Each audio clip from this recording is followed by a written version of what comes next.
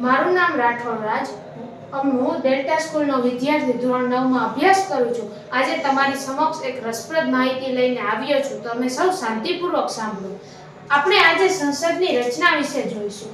સંસદની રચનામાં પ્રથમ રાષ્ટ્રપતિ આવે છે. રાષ્ટ્રપતિ એ સમગ્ર દેશનો પ્રથમ નાગરિક ગણાય છે. તેના નામે સંપૂર્ણ રાજ્યનો અથવા તો દેશનો વહીવટ ચાલે છે. રાષ્ટ્રપતિ બાદ ધારાસભા વિશે આપણે જોઈએ તો ધારાસભામાં બે ગૃહો છે, લોકસભા અને રાજ્યસભા. લોકસભાના સભ્ય સંખ્યા 545 જેટલી હોય છે અને તેને નીચલું ગૃહ અથવા તો હાઉસ ઓફ પીપલ્સ તરીકે ઓળખવામાં આવે છે.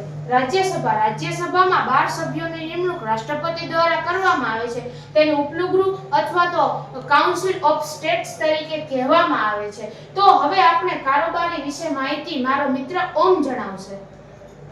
નમસ્તે, મારું નામ મોડેદરા ઓમ. હું તમને હવે કારોબારી વિશે જણાવીશ. કારોબારીમાં આપણે સૌપ્રથમ વડાપ્રધાન વિશે જાણશું. વડાપ્રધાન એ પ્રધાનમંડળના વડા હોય છે. વડાપ્રધાન રાજ્યસભા કે લોકસભામાંથી ચૂંટાયેલા હોય છે. રાષ્ટ્રપતિ વડાપ્રધાન અને પ્રધાનમંડળને શપથ ગ્રહણ કરાવે છે.